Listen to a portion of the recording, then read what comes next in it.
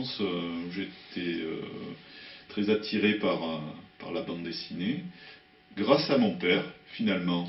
Grâce à mon père, puisque en fait, à l'époque, il faisait partie du CE de sa boîte, et il me ramenait les Tintins, etc., Gaston Lagaffe et tout ça. Et moi, j'ai découvert la bande dessinée.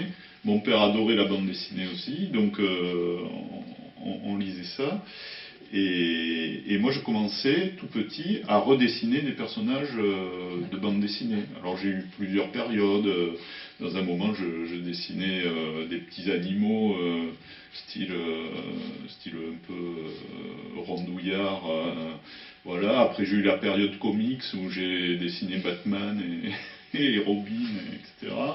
Et puis après, ça a été j'ai mûri avec des auteurs comme Tardy, Comès, j'ai eu Pif, évidemment, c'était incontournable, hein, le journal communiste. Après, je suis passé à Métal Hurlant, enfin, il y a dû y avoir un truc entre les deux, mais c'est bizarre. Enfin, Métal Hurlant, ensuite À Suivre.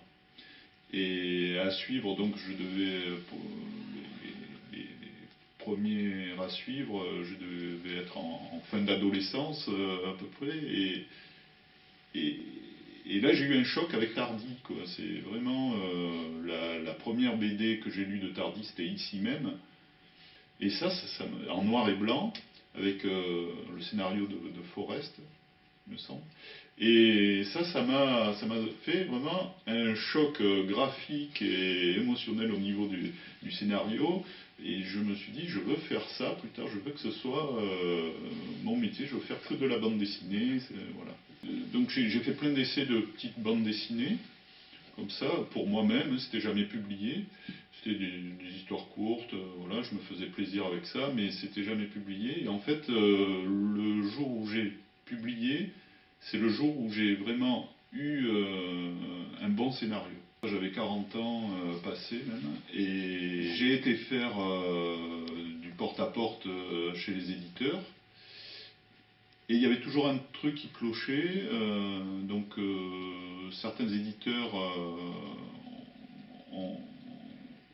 ont pratiquement voulu m'éditer, mais il fallait changer des choses dans l'aspect physique de mes personnages. Il y avait des trucs qui ne leur plaisaient pas, etc.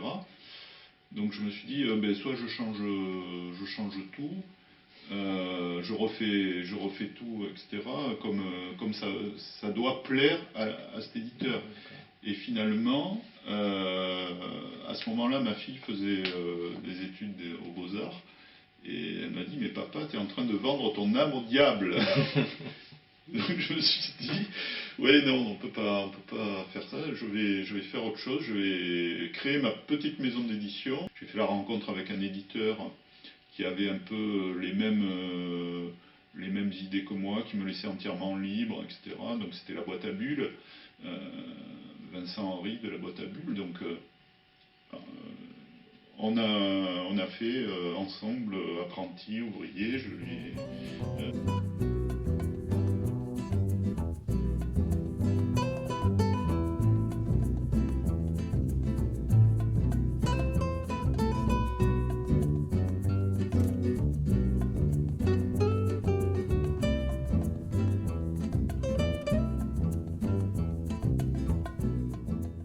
Faisant partie d'une famille d'ouvriers, j'ai grandi dans ce milieu, et donc je le connais de l'intérieur. Et puis aussi, c'est l'envie de rendre hommage à mon père, qui a aujourd'hui 96 ans, et vers l'âge de 90 ans, disons que j'ai eu envie de lui prouver que sa vie, malgré ce qu'il pense lui, que sa vie avait servi à quelque chose, puisqu'il m'avait dit, moi ma vie elle a servi à rien, j'ai été ouvrier toute ma vie. Donc mon père m'a toujours ressassé un peu les deux périodes que j'ai traitées, c'est-à-dire sa période d'apprentissage qui était également au niveau de l'histoire de France, entre guillemets, la période du Front populaire. Et ensuite, le deuxième sujet de prédilection des dimanches après le repas, il nous parlait de la guerre aussi, des privations pendant la guerre, etc. Et surtout de sa rencontre de sa rencontre avec ma mère, de la séparation avec son frère qui lui était parti au STO, etc.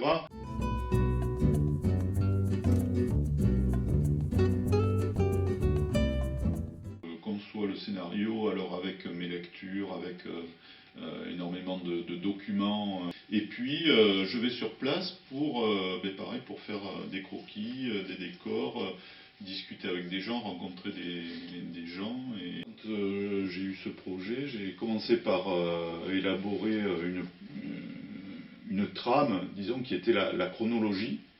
Donc c'était une double chronologie. Il y avait la chronologie historique, donc avec des recherches en archives, etc., savoir ce qui s'est passé exactement sur Bordeaux. Et sur ça, j'ai plaqué toutes les anecdotes que j'avais, et en fait, je me basais sur des écrits qu'a fait mon père. Dans les années, à partir des années 60, il a commencé à raconter sa vie. Et ce qui était intéressant, c'est que justement, mon père pouvait voir l'avancée du travail. Donc à chaque fois que j'avais fait quelques pages, une dizaine de pages, je lui amenais, et puis on en discutait ensemble.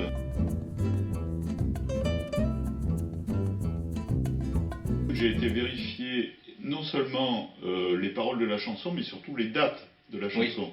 Oui. Parce que mon père, voilà, il connaît ces chansons-là, mais il ne se rappelle plus s'il les chantait en 1930 ou en 1940. Il a fallu, voilà, alors à chaque chanson, j'ai quand même fait une playlist avec les dates, avec les dates pour savoir à quel moment de la BD les mettre. C'est quand même un panel de chansons que mon père a réellement connu, ou quand il va au cinéma, c'est vraiment des films qu'il a vraiment vus.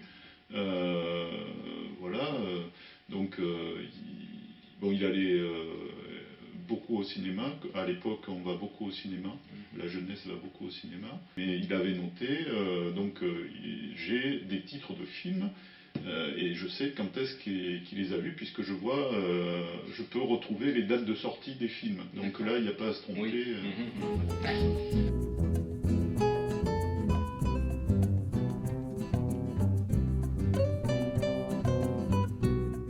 C'est la sortie de la bande dessinée qui m'a permis d'en rencontrer. Et moi, d'en rencontrer un physiquement qui m'a invité à venir chez lui pour le rencontrer. Il a été à la bibliothèque municipale. C'est pas un grand lecteur de BD, hein, donc il a été à la bibliothèque municipale et il a pu lire donc les deux premiers tomes. Et dans le premier tome, quelle fut pas sa surprise d'ouvrir la dernière page et de voir une photo donc, que j'ai inclus dans Apprenti, une photo qui représente les camarades de mon père des auberges de jeunesse, et il est en premier plan. D'accord. Donc ce gars m'a contacté suite à ça, il m'a envoyé une lettre de 3 pages en m'expliquant à quel point il était content d'avoir lu ça, que c'était exactement ce qu'il avait vécu, et il confirmait donc tous les dires de mon père, quelque part, en disant que ce qu'il avait vécu aux auberges de jeunesse, c'était exactement comme ça.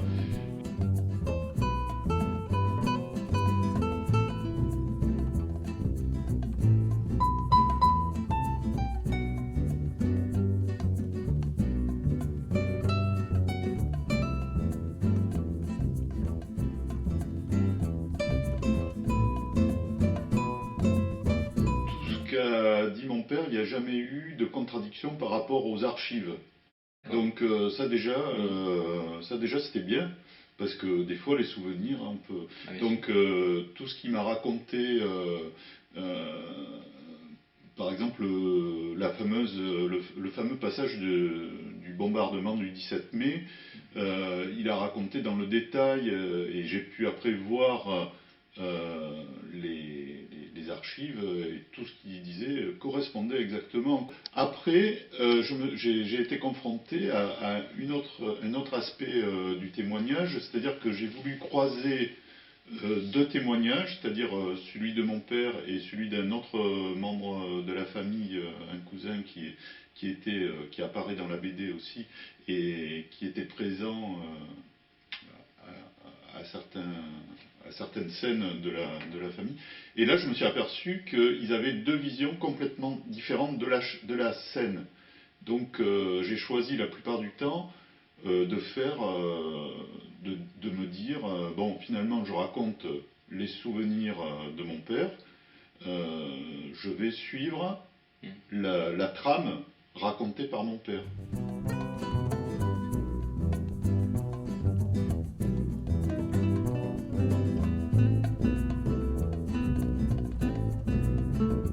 Il y a le scénario qui est important. Donc dans la mise en page, il y a plein d'éléments qui vont agir sur la narration dont il faut tenir compte. Dans cette page, on a un groupe d'hommes en train de déjeuner, c'est le midi, sur un quai. Donc là, on voit le quai, on voit les bâtiments, on voit les hommes en train ils sont en groupe assis un peu au loin, on voit pas trop ce qu'ils font dans une première image. Puis on se rapproche, on voit qu'ils sont en train de manger. Et puis ils discutent, donc on s'approche davantage, on voit les expressions des personnages en train de discuter, puis on se rapproche d'un groupe de trois personnages qui sont plus importants, et puis le mot de la fin du personnage qui vient de dire la dernière sentence par rapport à la discussion. Voilà. Moi je fais, alors pareil, je fais une petite page comme ça où je marque le texte un peu en gros comme ça, puis je fais les dessins grossièrement. Ensuite, cette page, en fait, moi je la scanne, la petite page je la scanne et je l'agrandis en bleu. Alors en bleu très très pâle, je viens donc sortir sur une page en plus grand format, en A3, mon dessin qui est rapidement crayonné. Et sur ce crayon rapide, je viens reprendre, donc avec un crayon bleu ou un crayon rouge, je viens reprendre les formes plus précisément pour après pouvoir passer au pinceau. Alors là, j'utilise un pinceau très fin et avec de l'encre de Chine, je vais ancrer. L'encre de Chine, donc c'est la dernière étape pour ce qui est du travail à la main. Et après cette étape, cette page ancrée, je la scanne. Et sur l'ordinateur, sur le noir, je viens mettre les différentes couleurs. Au départ, quand j'ai commencé à faire Armo, j'avais un manque de confiance en moi pour attaquer la couleur directe. Donc effectivement, je gagnais beaucoup de temps en faisant ce gris à l'ordinateur au lieu de le faire en lavis direct sur mes planches, et sans risquer de me tromper, ou du moins l'erreur est moins grave. Donc j'ai pris un peu l'ordinateur comme un confort. C'est vrai que c'est un gain de temps. Déjà que je mets 1 an pour faire un album, voire 2 ans pour ouvrier et apprenti sur chaque album. Voilà, alors le choix des couleurs, c'est un choix volontairement limité, parce que d'une part j'aime bien le noir et blanc, et puis faire une base en noir et blanc avec des gris, les ombres, etc. Et par-dessus je viens mettre quelques couleurs plus indicatives d'ambiance qu'autre chose. Donc par exemple, quand ça se passe à l'usine, les couleurs sont dans les bleus, oui. Donc ça donne un univers froid qui va être donc un peu ce que ressentait mon père quand il était à l'usine. Donc à ce moment-là, quand il sort de l'usine et qu'il prend son vélo, les couleurs se mettent à être plus chaudes. Mhm. Donc on est dans les marrons, les jaunes, les beiges. D'accord.